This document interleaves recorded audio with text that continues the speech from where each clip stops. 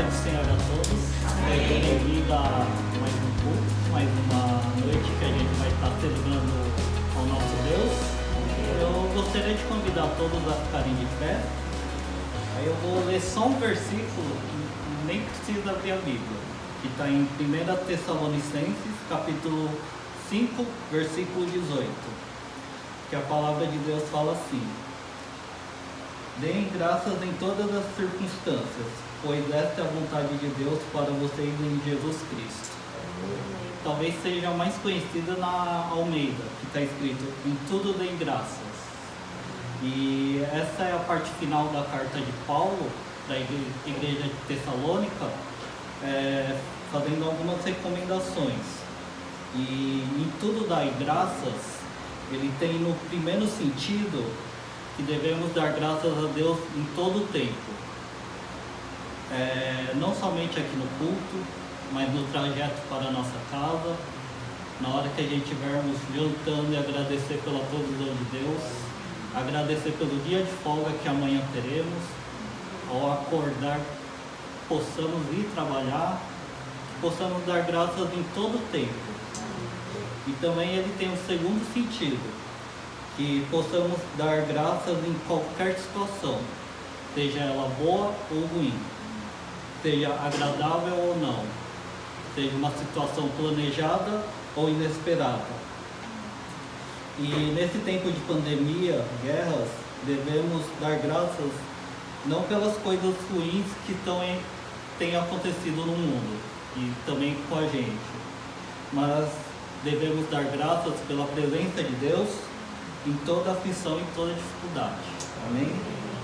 E Jesus disse que nesse mundo teríamos aflições, mas ao final da carta de Mateus, ele nos deixa uma promessa grandiosa, que ele estaria conosco todos os dias, até a consumação dos séculos.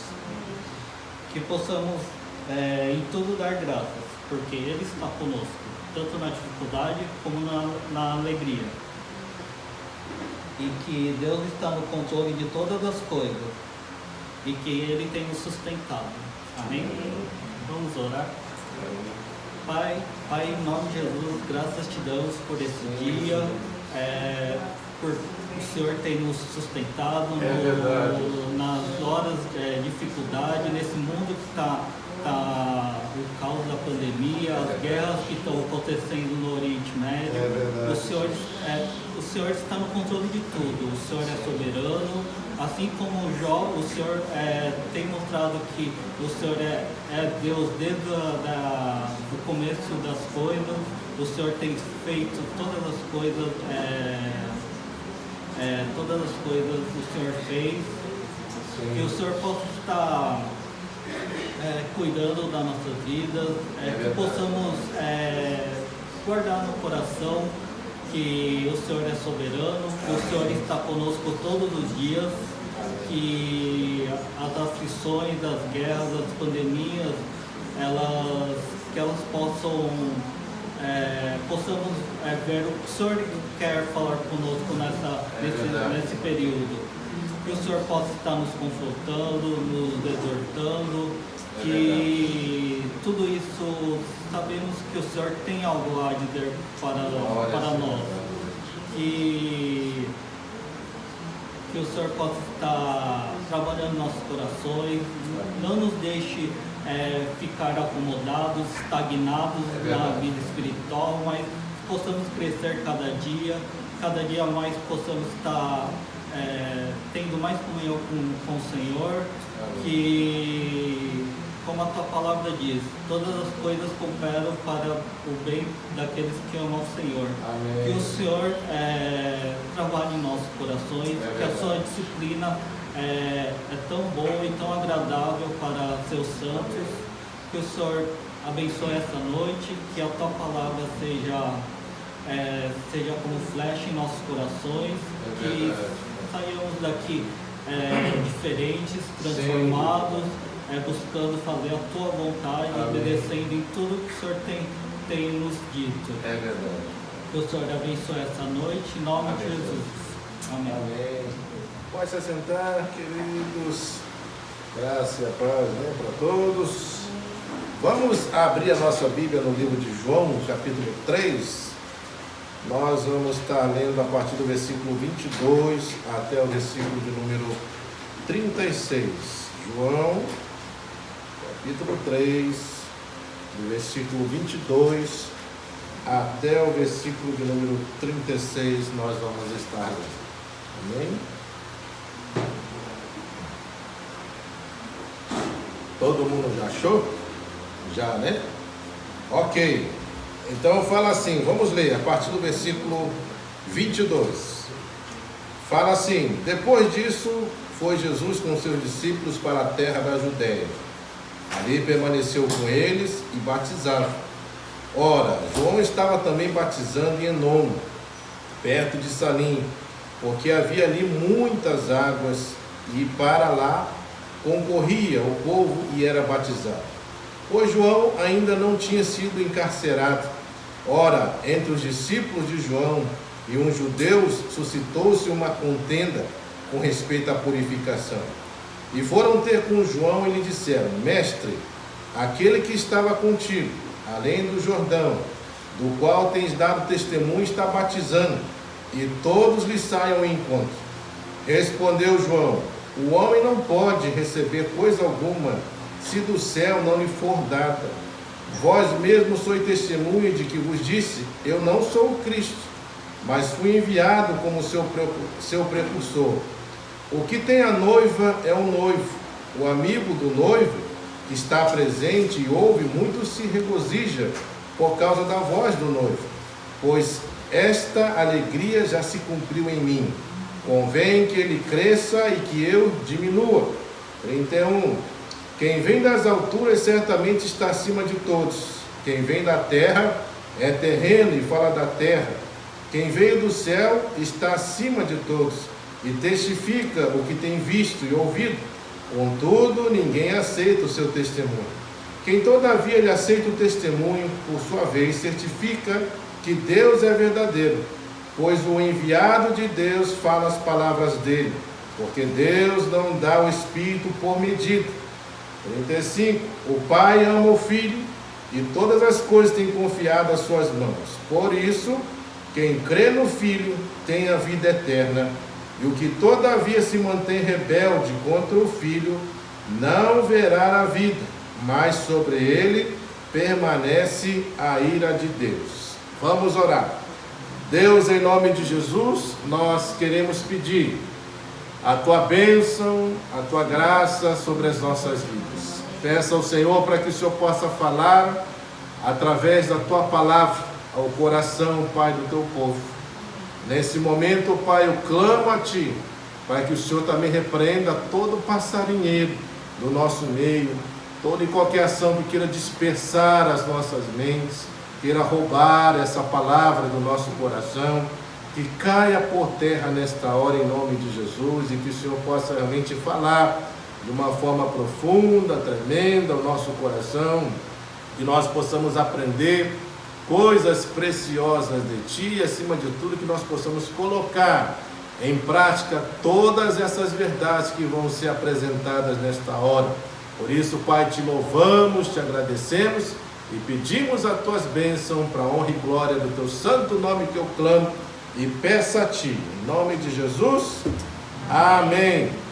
Muito bem, nós vamos estar trabalhando hoje esse tema que fala acerca da verdadeira religião, obviamente segundo o testemunho de João Batista, porque desde o versículo 22 a 36 é exatamente isso que está acontecendo. João Batista está dando o seu testemunho acerca, da pessoa de Cristo. Por isso ele vai estar falando acerca do que de fato é a verdadeira religião, em que se consiste. Baseado nisso, então, nós vamos dividir esse texto em três partes. A primeira parte vai do versículo 22 a 26, e a gente vai ver o que João fala acerca daquilo que não é religião verdadeira. Ou seja, o que é a religião falsa, em que consiste, no que está baseada essa religião. Do versículo 27 a 30, nós vamos ver qual é a posição de João com relação a Cristo. E do versículo 31 a 36, nós vamos ver qual é a posição de Jesus com relação a João Batista. E tudo isso é importante nós trabalharmos, justamente porque dentro desse contexto, nós vamos observar que está tendo aqui um atrito entre os seguidores, obviamente de João, com relação aos discípulos de Cristo e a própria pessoa de Cristo. Então está havendo uma disputa entre João Batista e o próprio Senhor Jesus e os seus seguidores. Então, vamos trabalhar então essa primeira parte primeiro. Vamos ver em que consiste a religião falsa. Ela está fundamentada em quê? Veja só, versículo de número 22 até o versículo de número 26, é essa parte que fala acerca da falsa religião. Então, olha só que João Batista vai falar aqui. Ele fala assim: depois disso, foi Jesus com seus discípulos para a terra da Judéia, e ali ele permaneceu com eles. E o que eles estavam fazendo? Estavam batizando, certo? Em nome de Jesus. Aí olha o que acontece no 23. Ora, João estava também o quê?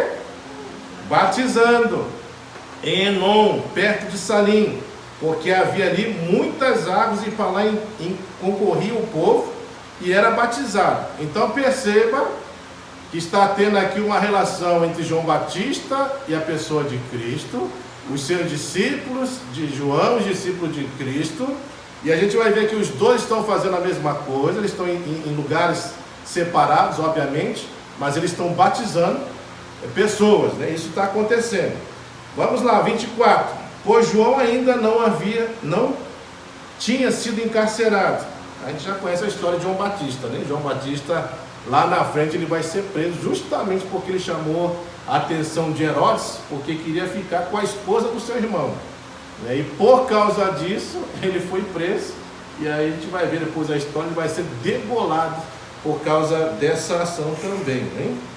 Então, olha só, aí prosseguindo, nós vamos ver aqui no versículo 25. Ora, entre os discípulos de João e um judeu, suscitou uma contenda com respeito à purificação. Então você já vai percebendo que está havendo já problemas entre os seguidores de João, entre os judeus, e mais no versículo adiante nós vamos ver também que está tendo problema com os seguidores de Cristo, porque ele vai falar aqui no versículo 26, e foram ter com João e lhe disseram: mestre, isso aqui é muito importante nós observarmos qual é o teor aqui da discussão, ou por que eles estão meio que revoltados com o que está acontecendo. Olha o que vai falar: e foram ter com João e disseram: mestre, aquele que estava contigo. Quem que estava com João? Jesus. Lembra que João Batista batizou Jesus, certo?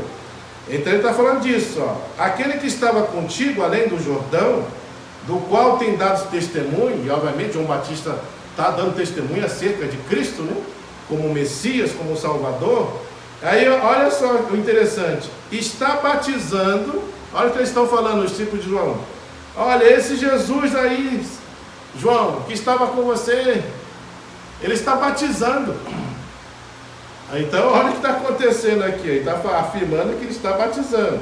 Obviamente que não é Jesus, até porque a Bíblia fala que Jesus ele não batizava, quem batizava eram seus discípulos, em seu nome, E aí fala: o qual dá testemunho, está batizando, e todos lhe saem ao encontro.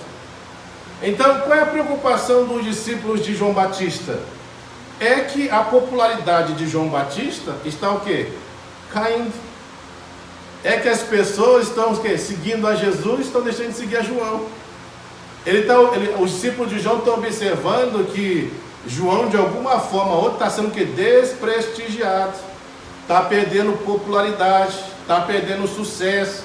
As pessoas já não estão indo mais em direção a João, mas estão indo em direção a Cristo. E está falando que muitas pessoas estavam fazendo isso. Então os discípulos de João estão preocupados. Falam assim: se continuar desse jeito, vai chegar um momento que João não vai ter mais discípulo nenhum seguindo ele, e todo mundo vai seguir quem? A Cristo. Só que aqui é o problema dessa visão. Por que eu falei aqui que do versículo 22 a 26 está falando acerca da falsa religião? E em que consiste a falsa religião? Nós sabemos que a religião falsa, o que ela provoca? Disputas. Ela provoca disputa para ver quem que é o melhor, quem se sai melhor, quem consegue mais coisas, quem consegue ser mais reconhecido. Aí você vai ver, então estão em busca do quê? De popularidade. A religião falsa, ela está em busca do quê? De reconhecimento, de você ser reconhecido. A religião falsa, o foco está em quem? No homem, não em Deus. E é exatamente isso que os discípulos de João estão fazendo. Eles estão aqui preocupados com a popularidade de João, que está caindo. Eles estão preocupados que João Jaguar não está sendo mais reconhecido como era reconhecido antes. Eles estão preocupados, né, no sentido de que agora as pessoas estão correndo para uma outra pessoa, não para João. Eles estão preocupados porque agora está havendo uma disputa. Parece que os discípulos de João e Jesus estão ali lutando. E o próprio Jesus e João Batista estão lutando entre si.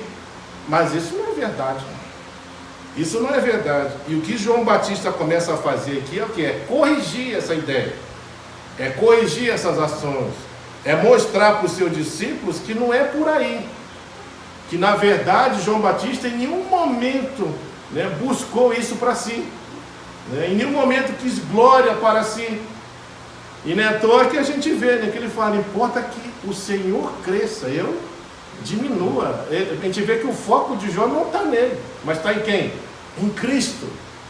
E é por isso que a falsa religião, ele trabalha com essa ideia de desfocar o centro da adoração, desfocar aquele que deveria ser adorado, aquele que deveria ser exaltado. E é o que acontece com a falsa religião. A falsa religião busca exatamente isso, tirar o centro de Deus e levar para quem? Para o homem. O centro é o homem, né? Tudo é feito em prol quê? Do homem. Esse é o problema da falsa religião. E é por isso então que João que combate essa ideia. Ele está mostrando que a religião verdadeira não consiste no homem. A religião verdadeira, o foco não é o homem. A religião verdadeira não busca popularidade. A religião verdadeira não busca ser reconhecido. E é interessante, né? Porque na nossa caminhada cristã, a gente tem que tomar muito cuidado com relação a isso. Muito cuidado. Porque nós vivemos dentro de um sistema, principalmente o sistema humano, o mundo, onde as pessoas buscam exatamente isso. As pessoas são capazes de fazer qualquer coisa para chegar a uma posição. Elas são capazes de fazer qualquer coisa para serem populares, para ter fama, para ter sucesso, para obter resultados. Quantas pessoas não devem tomar cuidado quando realmente você tem um resultado bom, né? E eu lembro uma vez de um pregador, ele tinha 16 anos, e ele fala assim, olha, a crítica é melhor do que elogio. Por quê? Porque o elogio faz você se ensoberbecer, né? Você começa a achar que é alguma coisa. Mas a crítica não, a crítica começa a mostrar a sua realidade.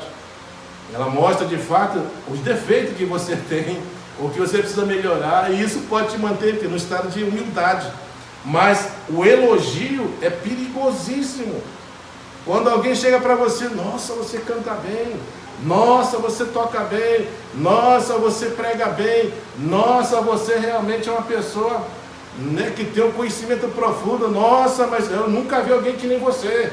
Aquilo vai começar a encher você. E aí o que começa a acontecer? Você vai fazer exatamente isso aqui, você vai começar a buscar glória para si, você vai querer ser reconhecido, você vai querer ser popular, você vai querer ter fama, o foco vai ser tudo voltado para você, né? E esse é o problema. E quando isso vai acontecer, o que começa a ocorrer? Disputa. Aí você vai ver alguém inferior, aí você vai criticar aquele lá que é inferior. Vai falar assim, eu prego melhor que aquele fulano lá, eu toco melhor que ele. Mas se eu tivesse lá, faria muito melhor que fulano. Você começa a perceber o que está por trás dessa ação? É a falsa religião. E aí você fala, mas quem que é? Qual é a raiz da falsa religião? Satanás. Lembra na tentação, o que ele fala para Jesus? Ele fala, se prostrado me adorares, te darei o quê? Todo o reino do mundo. Ou seja, ó, senta na minha pessoa que você vai ter tudo. Tudo que você quiser, vai estar nas tuas mãos. E é exatamente isso que o ser humano busca, muitas vezes. E infelizmente, dentro do contexto cristão, é isso aí. A falsa religião provoca isso, até nos crentes. Por isso você vai ver, irmãos, que a disputa dentro da igreja. Disputa. Na verdade, dentro da igreja existem pessoas que têm ciúme de outras. Não gosta de ver fulano sobressaindo, crescendo. Aí sempre vai querer arranjar algum defeito. Ah, mas ele é bom, mas o problema dele é isso aqui. Aí começa a focar só no problema, só nos defeitos. E aí já vai revelando o que está por trás dessa crítica. Ciúme, inveja, desejo de ver a pessoa caindo, né? Ou ficar frustrado em uma coisa, para você tentar ocupar o lugar. Ainda é isso. Então a gente tem que tomar cuidado. Infelizmente os discípulos de João, veja qual é o foco dele. O foco deles está em quem? Em João, não é? Está em João. Está totalmente na pessoa de João. Eles estão preocupados com a popularidade de João, estão preocupados porque João já não está sendo mais reconhecido como antes, estão preocupados que agora as pessoas já não estão glorificando muito a ele, mas estão glorificando mais a Jesus, né? O foco já não está mais nele, mas está em Jesus, e vai por aí. Então começa a criar uma disputa nesse sentido. Por isso então que nós temos que tomar cuidado, e João Batista vai fazer exatamente essas correções. Ele vai começar a mostrar para os seus discípulos: por que vocês estão assim, tristes com isso? Vocês não deveriam estar tristes, porque eu estou perdendo a popularidade. A começar, acho que eu nunca reclamei, né? Que eu estou deixando de ser popular. Você já viu, por acaso, em algum momento ele reclamando? Nossa, eu estou perdendo popularidade. Nossa, eu estou perdendo reconhecimento. Ninguém mais me reconhece. Todo mundo só quer saber de Jesus agora. Ele fala alguma coisa nesse sentido? Não fala. Não fala. Em nenhum momento ele transmite alguma ação nesse sentido. De que ele está triste porque as pessoas não estão mais reconhecendo ele. Está triste porque as pessoas estão seguindo a Jesus e não ele. Em nenhum momento ele faz isso. Mas os discípulos estão fazendo. Então vejam o problema. E olha o problema da falsa religião. Aonde as pessoas estão focando? No homem. E a pergunta é: o que o homem pode fazer para você? João Batista pode salvar, por exemplo? Não pode. João Batista pode dar vida eterna? Também não pode. João Batista pode perdoar pecados? Também não pode. Não tem como. Ele é o mediador entre o homem e Deus? Também não. É ele que pagou o preço pelo pecado na cruz? Também não. O que ele pode fazer? Nada. Esse é o ponto. Veja qual é o problema de nós focarmos no homem quando nós servimos a Deus. É exatamente isso. E tem outra coisa: quando você foca no homem, você pode ter certeza de uma coisa: você vai ficar frustrado. Em algum momento o homem vai frustrar você. E aí sabe o que acontece? As pessoas abandonam a Deus por causa do homem. Aí a pergunta é: o que Deus fez? Nada. Não fez nada. Simplesmente foi o homem que produziu o problema. Mas é por quê? Porque está focado no homem. A gente já teve experiências assim de líderes que, por serem carismáticos, obviamente agregavam muitas pessoas. Porque era carismático, as pessoas gostavam, era brincalhão, alegre, tudo. Mas bastou essa pessoa sair, saiu metade da igreja. Foi embora. Ali você já vê. Onde está o foco dessas pessoas saírem? Não está, né, em Deus. Está em quem? No homem. Está na personalidade. Enquanto fulano tiver, eu estou ali. Enquanto fulano tiver mais, eu não estou mais lá. E o foco não é isso. O foco é o quê? A gente centrar em Deus. Porque se o nosso foco estiver em Deus, é independente de você tiver, você vai continuar com a sua vida com Deus. Mas se o foco estiver no homem, você pode ter certeza que você vai ficar decepcionado, né? Em algum momento você vai desistir de Deus por causa do homem. Então a gente não pode focar no homem.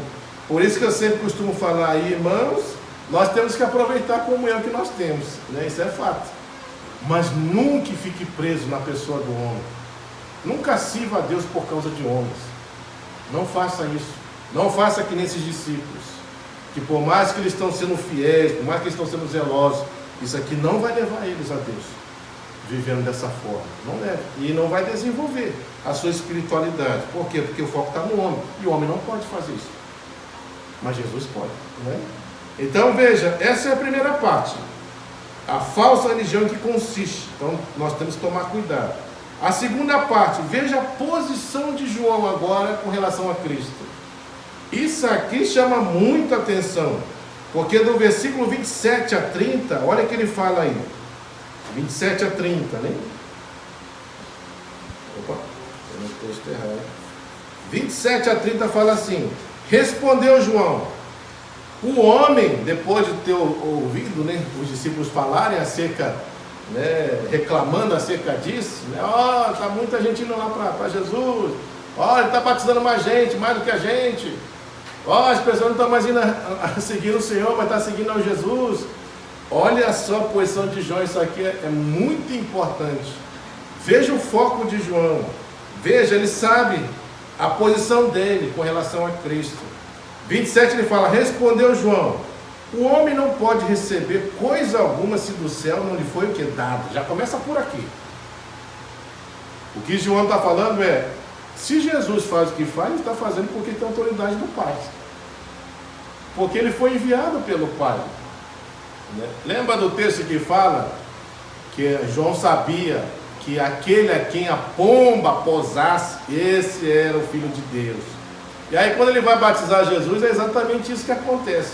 A pomba vem, né, no caso é o Espírito Santo, né, tendo essa representação dessa pomba, posa sobre Jesus, né, na hora do batismo dele, aí vem aquela voz: esse é meu filho amado em quem me compraste, né? E João sabia, em quem a pomba posasse, esse aí era o Messias, esse é o Salvador. Ele sabia, ele tinha percepção. Então ele começa falando disso: o homem não pode receber coisa alguma se do céu não lhe foi dada. Então perceba que Jesus não era qualquer pessoa, não é qualquer pessoa. E aí ele fala, 28, vós mesmos, olha só o testemunho de João com relação a Cristo. Isso aqui é muito importante. Vós mesmos sois testemunha, quer dizer, ele está falando para os discípulos dele mesmo, de João, de que vos disse, eu não sou o Cristo. Ele já desde o começo já está mostrando, eu não sou o Salvador, eu não sou o Senhor. E eu já falei para vocês isso. Mas mesmo ele falando, parece que as pessoas não estão entendendo isso. Eu não sou o Cristo. Mas aí ele fala, mas fui enviado como seu precursor. Ou seja, eu sou aquele que vem enviado para preparar o caminho. É o que fala Marcos 1. Vamos ler, de 1 a 8. Olha o que fala aí. Marcos capítulo 1, do versículo 1 a 8. Fala assim, presta atenção. Princípio do Evangelho de Jesus Cristo, Filho de Deus. Já começa por aí. Conforme está escrito na profecia de Isaías: eis aí envio diante da tua face o meu mensageiro. Quem que é o mensageiro? João Batista, né? Vai se cumprir nele. Então fala, o meu mensageiro, o qual preparará o quê? O teu caminho.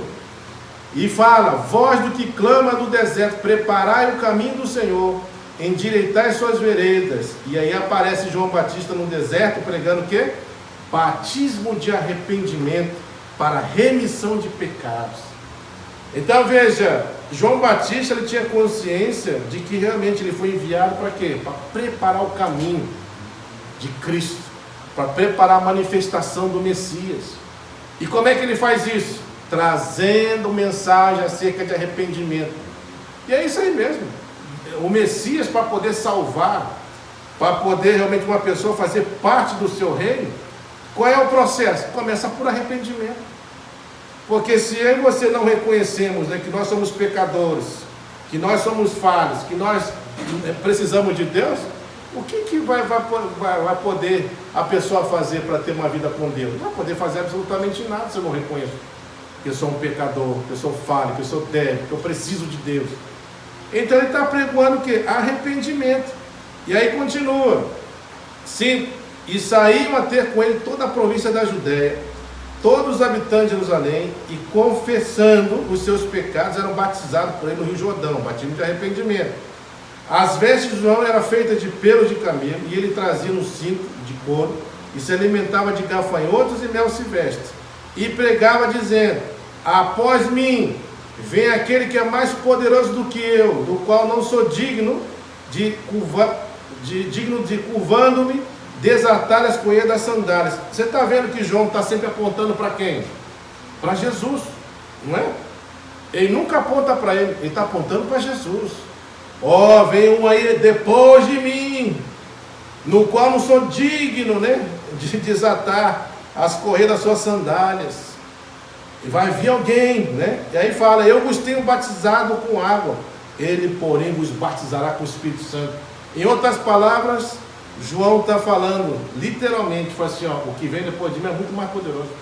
Por isso a ele a primazia, ele é superior. Ele sim batiza com o Espírito Santo. Eu batizo só com água, é algo simbólico. Aí, como eu já expliquei uma vez, água muda alguém? Entrar dentro de uma água vai mudar você? Não muda. Mas o Espírito Santo muda, né? Quando o Espírito Santo age, é o que a Bíblia fala, ele convence o homem do pecado, da justiça, do juízo, testifica a verdade no coração, guia a verdade, intercede por nós com gemidos inexprimíveis. Ele age, ele muda, ele tem poder para fazer isso, e Jesus viria para justamente através do Espírito realizar essa obra. Então veja o que João está falando, fala assim, olha, eu não sou nada com relação a Jesus. Vocês têm que olhar para quem? Olha para esse aí que vai vir depois de mim. É esse aí. Esse que vocês têm que olhar, não é para mim. E é por isso que aí você vai ver aqui em João 1. Vamos lá voltando para o livro de João, capítulo 1, do versículo 6 a 15. Olha o que ele fala aí. Fala assim: houve um homem enviado de Deus, cujo nome era João, no caso João Batista. Este veio o quê? Como testemunha, para que testificasse a respeito da luz. Quem que é essa luz? Jesus. Então ele veio para falar de Cristo, ele não veio falar de si mesmo. Percebe que ele só está apontando para Jesus? Em nenhum momento ele está falando, ó, olha para mim, né? Vocês precisam testificar de mim. Não, isso tudo é Jesus. Eu vim para testificar dessa luz, né? E aí ele fala, 8, ele não era a luz, mas veio para que testificar. Está vendo que ele deixa claro? O evangelista João deixa claro, ó, João Batista não é a luz, mas ele veio para testificar da luz que é Jesus. 9, a saber a verdadeira luz, né, que vinda ao mundo ilumina todo homem. Então ele sempre está apontando para Jesus. Esse aí sim é luz. Esse aí sim tira as pessoas das trevas. Esse aí mostra o caminho. É ele que você precisa. Ele fala, o verbo estava no mundo, e o mundo foi feito por intermédio dele, mas o mundo não reconheceu. Né? Então a gente vê que Jesus está sendo o quê? Rejeitado. Veio para os seus, mas os seus não receberam. Está sendo rejeitado. Mas isso aqui é profecia bíblica. Isaías 53, lá no versículo de número 3, o que fala lá? Que ele vai ser o quê? Quem lê aí? Vamos ler. Alguém abre aí, Isaías 53, 3. O que está falando aí? O que vai acontecer com o Messias? Então não é de se espantar isso aqui. Dele não está sendo reconhecido. Está sendo rejeitado. Está falando o quê? Era desprezado e o mais rejeitado entre os homens. Está vendo? Era desprezado e o mais rejeitado entre os homens. Isso aí é a profecia de Isaías referente ao Messias, que vai vir ainda. E isso se cumpre realmente na pessoa de Jesus, porque ele sim foi humilhado, rejeitado, né? Não o reconheceram como Messias, ele sim. E aí prossegue, vamos lá. Veio para o seu 11, mas os seus não receberam. Mas a todos quanto receberam, dê-nos o poder de serem feitos filhos de Deus, a saber os que creem no seu nome. Você está vendo a diferença de Jesus para João Batista? João Batista pode se tornar filho? Não, Jesus pode. É isso que João quer fazer os discípulos dele entenderem. De que vocês não deviam estar focando em mim, vocês deviam estar focando em Jesus. Ele sim tem poder para isso, né? Aí fala, os quais não nasceram do sangue, ou seja, não é hereditário, né, a questão de se tornar filho, nem da vontade da carne, ou seja, não é você que vai querer se tornar filho, não tem como você se tornar filho por si só, e nem da vontade do homem, ou seja, você não pode tornar outra pessoa um filho de Deus. Então não é hereditário, você não consegue se tornar filho por si só, e você também não consegue tornar outra pessoa filho pela sua própria vontade. Mas ele fala aí, o quê? Mas, nem da vontade do homem, mas de Deus. Só Deus pode fazer isso. E quem esse Deus faz isso? Jesus. Ele faz isso. Por isso que ele fala, e o verbo se fez carne. Quem é o verbo que se fez carne? Jesus, não foi ele que veio? Enviado do Pai? Não foi ele que nasceu aqui? Habitou entre nós, cheio de graça e de verdade, e vimos a sua glória como do unigênito do Pai. Aí o 15, João testemunha a respeito dele e exclama, este é de quem eu disse, o que veio depois de mim tem contudo a primazia, ou seja, é superior, porque já existia antes de mim. Então veja assim que João está deixando claro, mostrando que a posição de relação a Jesus é exatamente essa. Eu não sou o Messias, eu fui enviado para ser o precursor dele, ou seja, eu vou preparar somente o caminho, e esse caminho de arrependimento, para depois ele vir a se manifestar. É ele que é a luz, eu não sou a luz, mas eu testifico de que ele é a luz. Ele tem poder para fazer você se tornar filho, eu não tenho, mas ele tem, basta você crer, né, no seu nome. Aí continua no 19, este testemunho de João, quando os judeus lhe enviaram de Jerusalém sacerdotes, levitas, para perguntar, quem és tu? Aí ele já confessa, ele confessou e não negou, eu não sou o Cristo. Veja, está vendo a questão da humildade de João, né?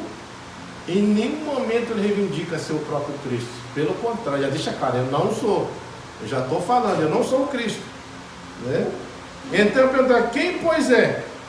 És tu Elias? Ele disse, não sou também. És tu profeta? Respondeu, também não.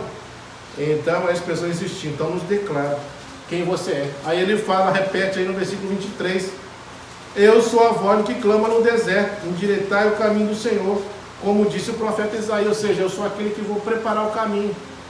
Para quem? Para o Messias se manifestar. E quem é esse Messias? Jesus. Eu só estou preparando o caminho, né, nesse sentido. Eu não sou o caminho, mas eu preparo o caminho para ele, né? E aí ele prossegue. Ora, os que haviam sido enviados de entre os fariseus perguntaram, então, por que batiza se não é o Cristo, nem Elias, nem o profeta? Respondeu João, eu batizo com água, mas no meio de vós está quem vos não conheceis, o qual vem após mim, do qual não sou digno de desatar as correias das sandálias. Estas coisas se passaram na Betânia, do outro lado do Jordão, onde João estava o quê? Batizando. Então a gente vê João claramente se posicionando, deixando claro o que ele é com relação a Cristo, né? Então a gente vê essa ação de humildade de João. Ele sabe para que foi enviado, ele sabe qual é o papel dele, ele sabe, né, para que ele se manifestou nesse mundo, ele sabe quem é o Messias, ele sabe quem que pode salvar. Então João deixa claro, ele, em todo momento que a gente vê da vida dele, a gente não percebe em nenhum momento ele reivindicando nada para si, nada, absolutamente nada. Ele simplesmente quer falar acerca desse Cristo e apontar para esse Cristo. É exatamente isso que ele faz, né? Então a posição dele é essa, né? Por isso que lá no 35, aliás, 29 a 34, vai falar assim: no dia seguinte, viu João a Jesus que vinha para ele e disse, olha aí de novo João apontando para Jesus, né? Eis o quê? O Cordeiro de Deus que tira o pecado do mundo. É ele que tira o pecado, não sou eu. Ele é o Cordeiro de Deus. É ele que vai morrer numa cruz, lá na frente. E vai pagar o preço pelo pecado. É ele, não sou eu. E este, a favor de quem eu disse, está vendo? Ele sempre está apontando para Jesus. Eu estou falando acerca dele. Após mim vem um varão que tem a primazia, ou seja, superior, porque já existia antes de mim. Antes de mim. Então, João está sempre trabalhando na questão dos discípulos. Vocês não deveriam focar a vida de vocês em mim, mas deveriam focar naquele que realmente vocês devem realmente confiar e crer. É fazer exatamente aquilo, né? No partir do versículo 35, a gente vai ver a história de André.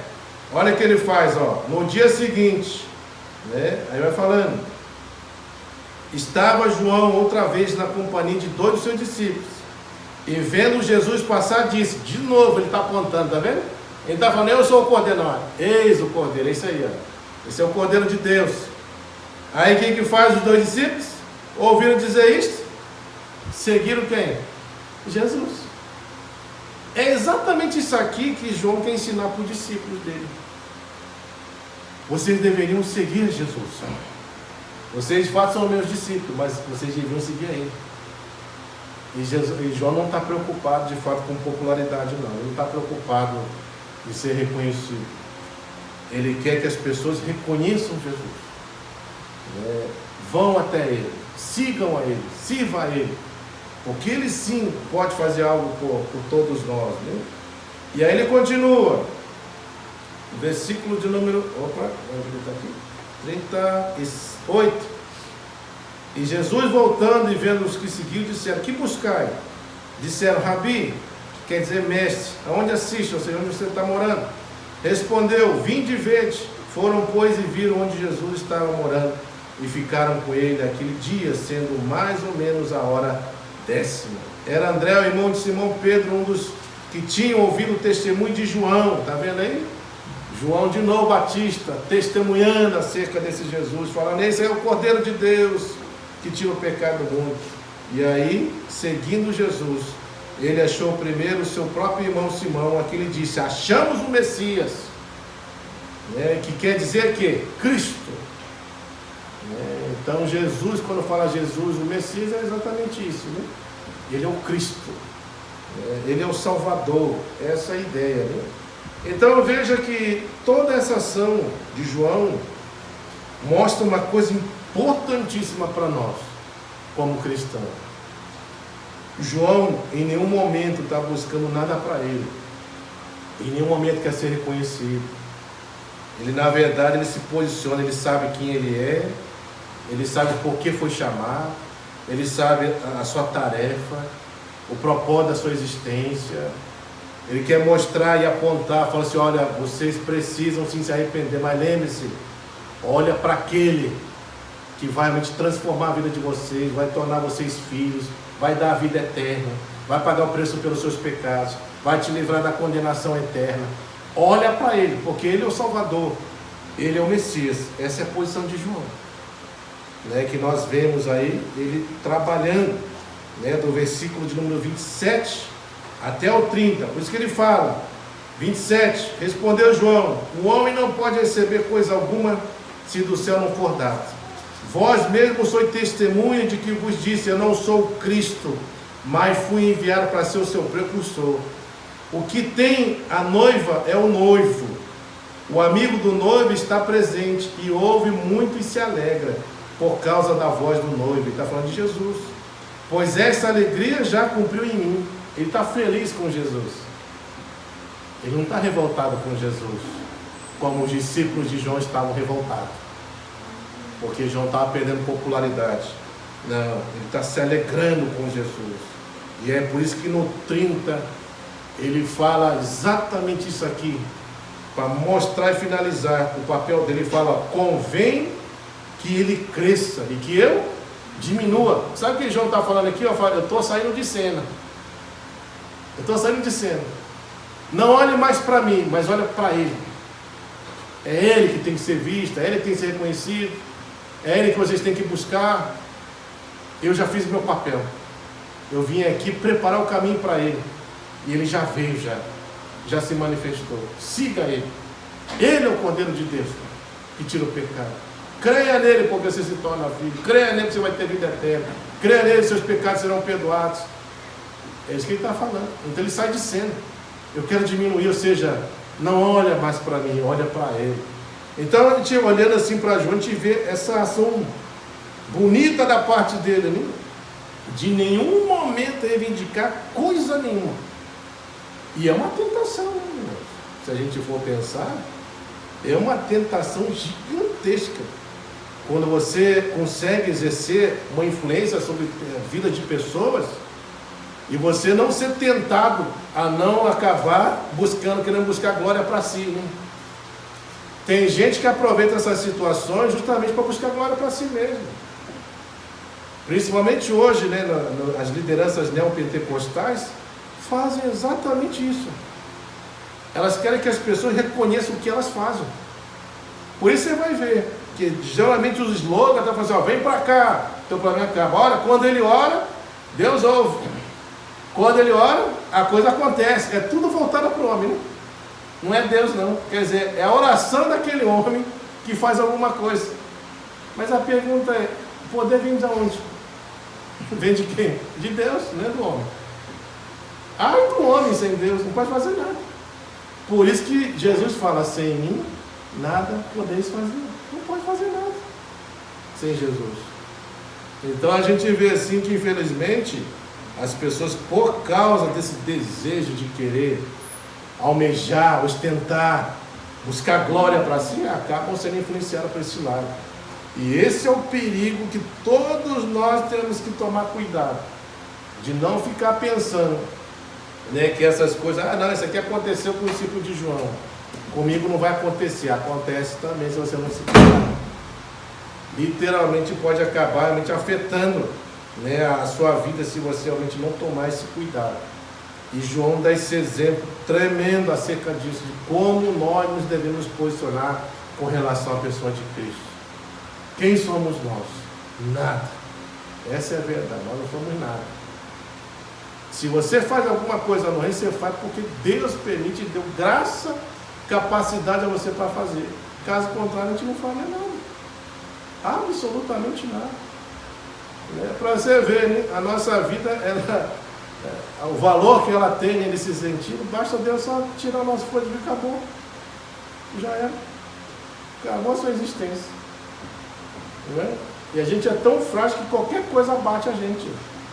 Qualquer coisa. Pode dar entupir uma veia assim na tua cabeça, dar um aneurisma, acabou você. Já era. Entope a veia no coração, acabou você. Caiu, bateu a cabeça, você pode ir embora, bater a rebota. Tomar uma picada de abelha, se tiver alergia, você pode ir embora, porque é uma picada de uma abelha.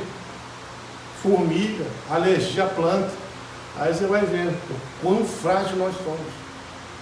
E por isso que nós temos que ser gratos realmente a Deus. A Ele sim, toda honra, toda glória, todo louvor. A Ele sim que nós devemos honrar, glorificar e prestar honra.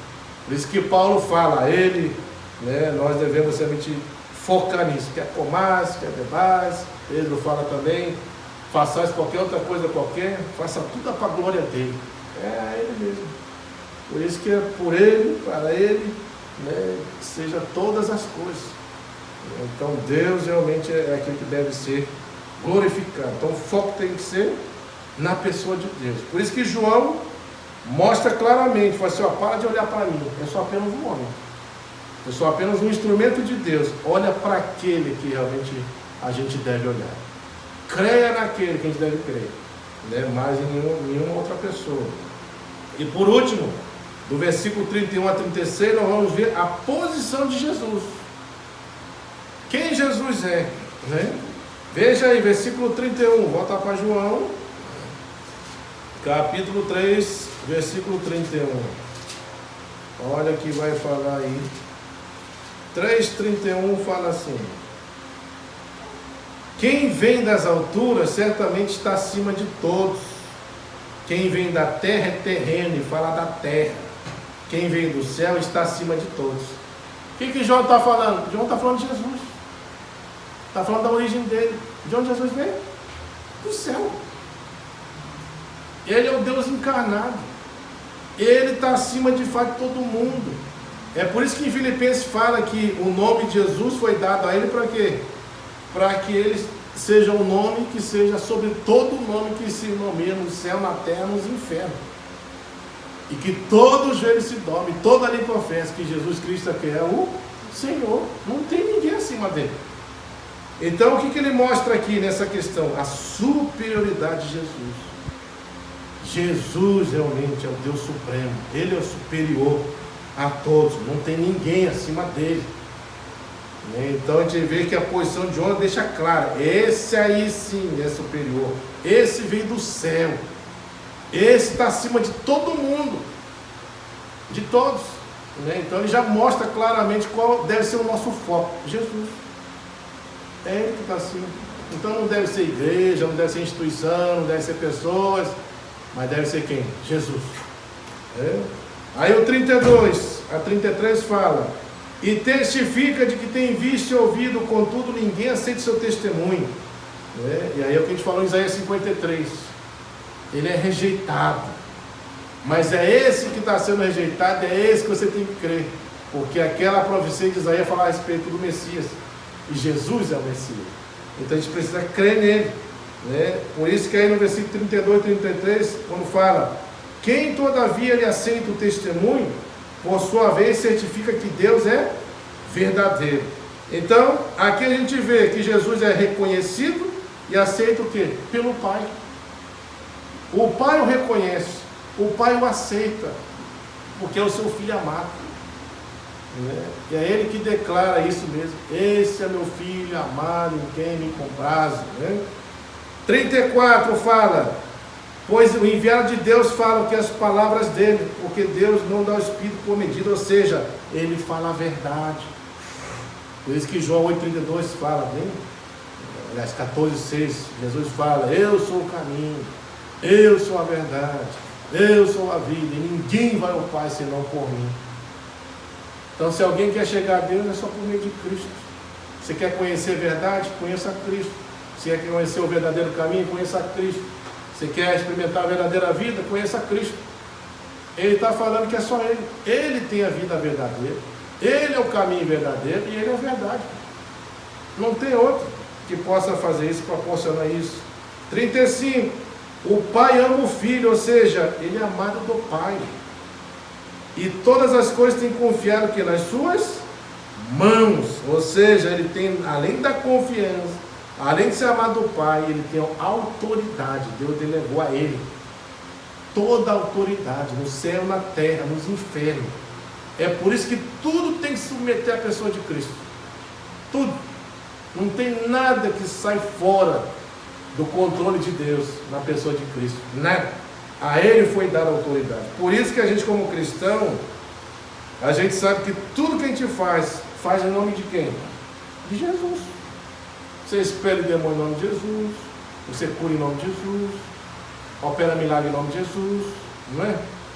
Leva as pessoas, né, e você só pode se tornar filho em nome de Jesus, obtém a salvação em nome de Jesus, vai até o Pai em nome dele, não tem outro caminho, vai usufruir da vida eterna nele. Tudo é a pessoa de Cristo. E aí, por último, 36 fala, versículo 36, fala assim: por isso, quem crê no Filho tem a vida eterna. Quem todavia se mantém rebelde contra o Filho, não verá a vida, mas sobre ele permanece a lei de Deus. O que João está falando? Ele fala assim: olha, vocês querem um Salvador? Vocês querem serem salvos? Então olhe para Jesus, porque Ele é o Messias. É Ele que salva, você tem que crer nele. Por quê? Porque se você não crê, lembre-se também que além de Ele ser o Messias, o Salvador, Ele também é juiz. E aí Ele vai falar aqui, que quem crê nele tem a vida, quem não crê, se mantém rebelde, não verá a vida. E é o que acontece, mas sobre ele permanece a ira de Deus. Está sobre essas pessoas que não creem em Jesus e se rebelam contra ele. Porque se rebelam, literalmente. Por que essas pessoas que se rebelam com Jesus, elas ficam condenadas literalmente? Porque elas estão lançando por terra a única solução para serem salvos. E a Bíblia fala: não tem outro caminho para se ser salvo, a não ser Jesus, por meio de Jesus. Por isso que Atos 4,12 fala: só existe um nome, só existe um nome pelo qual um pode ser salvo. E esse nome é o nome de Jesus. Só Jesus salva. E aí é óbvio, quem não crê nesse nome, por que ele também é juiz? Porque o fator de você não reconhecer, você está rejeitando a única possibilidade de você ser salvo. E aí, obviamente, vem juízo sobre você. Se você não é um salvo, você é o quê? Um condenado. E lá em Apocalipse, irmãos, aqui tem uma coisa, vamos ler aqui Apocalipse 20 para encerrar. Ele vai falar aqui uma verdade, eu não sei até que ponto você tem esse entendimento acerca disso, mas olha capítulo 20 de Apocalipse, versículo de número 10. Olha aí, Apocalipse 20, versículo 10. Veja aí o local onde as pessoas vão sofrer o juízo de Deus. Ele fala assim, ó, o diabo, o sedutor deles, foi lançado para dentro do lago de fogo. Lago de fogo aqui é a mesma coisa que inferno, é o mesmo lugar.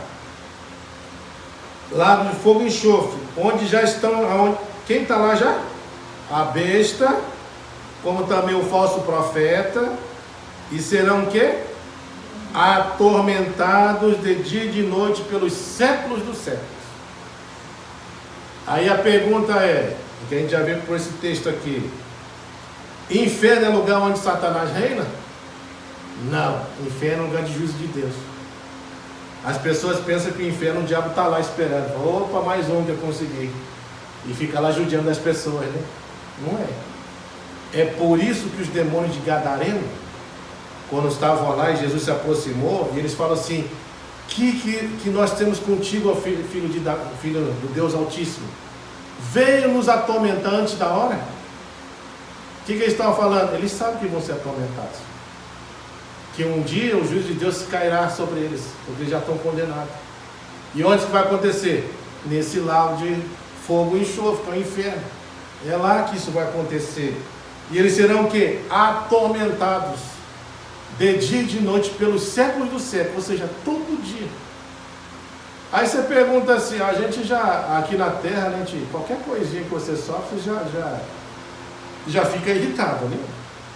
Uma dor de cabeça que não passa, uma dor de dente, um sofrimento, uma enfermidade, e a gente já sofre. Você já imaginou, irmãos, eternamente você sofrer?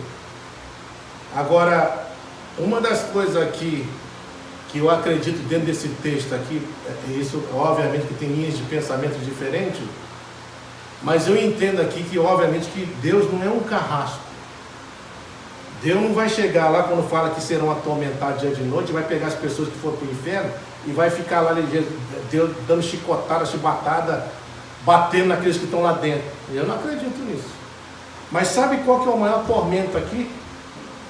Sabe qual é o maior tormento? O que a Bíblia fala acerca de Jesus? Jesus é o quê? Vida, não é? É vida. Rejeitar Jesus é o quê? É você receber o quê? Morte. E sabe qual é o pior tormento que a pessoa pode passar? É a ausência de Deus eternamente. Esse é o maior tormento. Por quê? Porque não tem vida. Tem morte. E você sabe assim que vários textos falam acerca de Jesus sendo vida.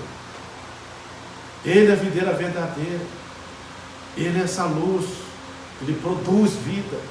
Imagina você ficar num estado eternamente afastado de Deus, sem ausência de vida. Você já imaginou que é ficar vivendo sem vida? Não é algo fácil. Por isso é um tormento. É um tormento. É o que nós percebemos hoje com relação às pessoas que não têm a Cristo.